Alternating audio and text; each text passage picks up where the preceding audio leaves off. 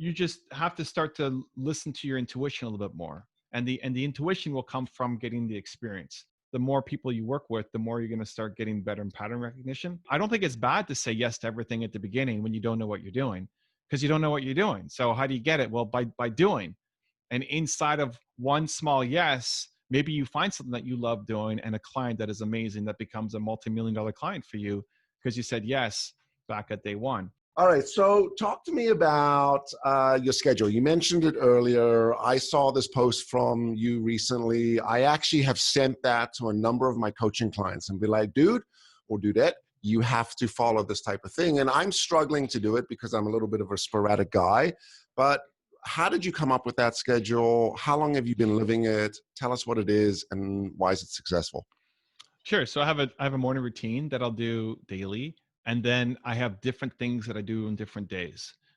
So we're talking on Thursday. Thursday is my public facing day. So, I'm naturally an introvert, but on Thursday is put on the extrovert hat and go spread the mission. So it's Instagram lives, it's podcasts, it's Zooms, like all day long. I'm going to be done at 9:00 tonight, just all day talking to different entrepreneurs for their shows and episodes. But then I don't think about it until next Thursday. So Monday is my mentoring day. I just spend a whole day mentoring the people on our team. We've got 25 people on the team, and that's who I'm talking to on Mondays. Tuesday is my YouTube day. I'm just making YouTube content, strategizing usually in the morning, recording videos in the afternoon. Wednesday is my project day, and depending on which Wednesday, I have 4 different projects that I cycle through the first, second, third, fourth Wednesday of the month. Thursday, public facing day. Friday, CEO day. Working on big projects to grow my business forward. Saturday is fun day. Saturday, this is not included in the Instagram post that you saw, but Saturday is my day with my wife. And so I'll always plan something. We spend the whole day, there's no working. It's just our day where I plan surprises, usually something food related, some activity, and that's our entire day together. And then Sunday is family admin day, which is Costco and shopping and laundry and like all the stuff that you have to do to kind of run your life. And then I start over again on Monday. And so why is that helpful?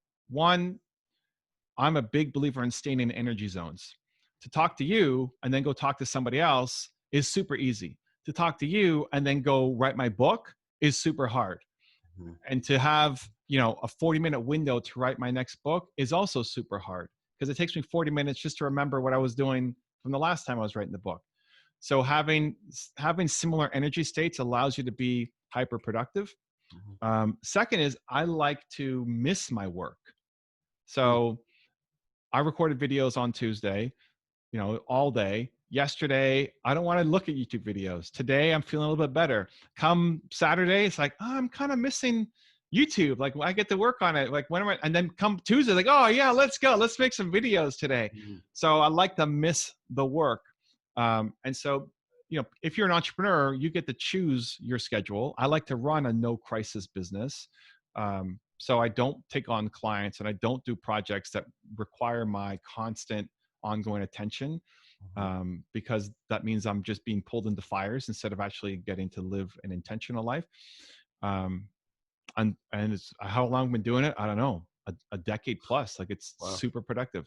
Wow. I like the word that you used, intention. So, let's talk to the young entrepreneurs. Young entrepreneur, they've started their business, they're moving on up. Let's say they're in years 1 to 3.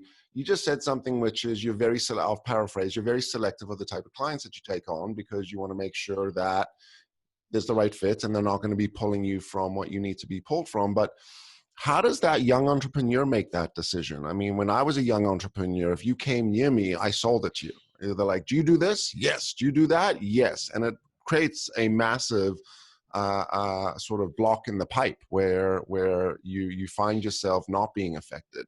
Any thoughts or advice or tips on how to not fall into that trap? I think a starting point is to understand what you value most. So, in my book, Built to Serve, we go through a 3-step process. The first one is who, and that's what is your who. So my most important core value is believe. So I want to be around people who believe in others, who try to uplift others. Just having that awareness, that becomes your filter for the world, right? I'm on here because Greg believes in others too, and he's trying to create a show to help others believe in themselves as well. It may not be his highest core value, but it's part of what he believes in. So I'm Hmm. honored to be here. You run that filter through everybody that you meet, including your clients, and you say, are they? If somebody loves, like they come off with a believe vibe, I'm gonna like to work with them. If they're not, if they're putting other people down, I'm probably it's already red flags. Hmm. Um, Second is you just have to start to listen to your intuition a little bit more, and the intuition will come from getting the experience. It's the pattern recognition. As you go through enough clients, you start to see similarities, right? As you work with however many entrepreneurs, through your lifetime, you've seen patterns that come up with certain kinds of people, and you can start to bucket people. It's not just forming a judgment to say, well, I'm going to write him off, but you start to see, okay, I think we're diving down that same path. So the more people you work with, the more you're going to start getting better in pattern recognition, and just work on small things at the start. I don't think it's bad to say yes to everything at the beginning when you don't know what you're doing, because you don't know what you're doing. So how do you get it? Well, by doing. And inside of one small yes, maybe you find something that you love doing and a client that is amazing that becomes a multi-million dollar client for you because you said yes back at day one. As you gain more experience, as you know who your ideal clients are, as you know what your value proposition is, you can afford to be more selective Right. and start bringing on the best people. But at the beginning, when you don't know what you're doing, I think it's great. I think it's great to get that experience. Yeah. So I think there's the answer, which is when you're young and you just got to take it all on and, live that lesson or sort of gain that experience. So let me come back to one thing. I didn't know that was your parents on the famous wall there. Obviously, see it there and like the icons and stuff. You said one of your core values or the core value is believe, and it's in everything that you do and stuff.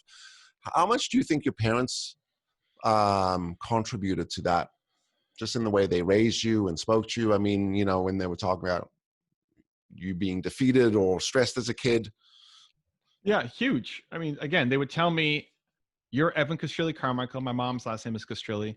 Hmm. You could do anything that you believe that you can. Anytime that I struggled, I didn't do well on a test, had some kind of failure. That's the constant lesson that they would give me, and I'm very grateful and very blessed to have amazing parents. Um, but it also doesn't have to be that way. I mean, I think in my first book, Year One Word, I wrote about two NBA All Stars who, NBA, you've already made it to the league, but you're an All Star, so you're among the best of the best. And one guy said, I got here because of my parents, because I want to be exactly like them, because they taught me the rules and the path. And the other guy said, also NBA All Star, I got here because of my parents, because I never want to be like them, because they were, my father's a terrible human being. I hate him. And I want to be the exact opposite of him. Right.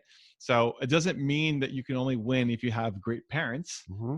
Hmm. They give you a model for how they live their life. And if you like that model, you can copy it. And if you don't, you know exactly what not to do and to get better mentors. So I'm grateful that I had fantastic mentors there, Hmm. but they're not entrepreneurs. And so I have, you can't really see, but I got Steve Jobs Yeah. here, and then I got my parents here. And I think you need to pull different things from different people to be the best you. The goal Hmm. isn't to be the next Steve Jobs, it's to be the best Evan Carmichael, the best Greg Witz. Yeah. And you get that by pulling different pieces. So I want to be a father like my father was, not like Steve Jobs, because Steve Mhm. Jobs was not a great father, at least Yeah. by all accounts. Yeah. But I want to be a visionary like Steve Jobs, but not like my dad, because my dad's not a visionary, Hmm. right? So it's like taking the different pieces from the different people to help you be the best you. Hey, I'm Greg Witz. Thanks so much for coming and checking out the video. If you like that video, you're going to love the next one. So I'd highly suggest that you click this video over here. And don't forget to subscribe and share.